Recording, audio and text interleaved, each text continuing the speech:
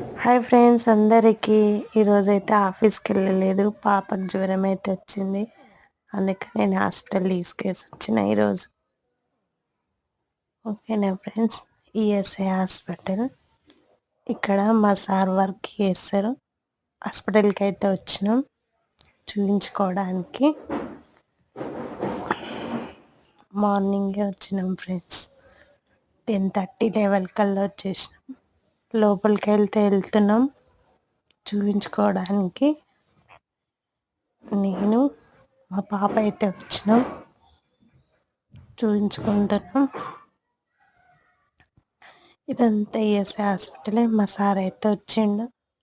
లోపల పాపకు చెకప్ అవుతుంది, బ్లడ్ టెస్ట్ అవి చేస్తున్నారు. మేమిద్దరం బయట ఉన్నాం, సార్ నేను. ఓకేనా ఫ్రెండ్స్, ఓకే మరి.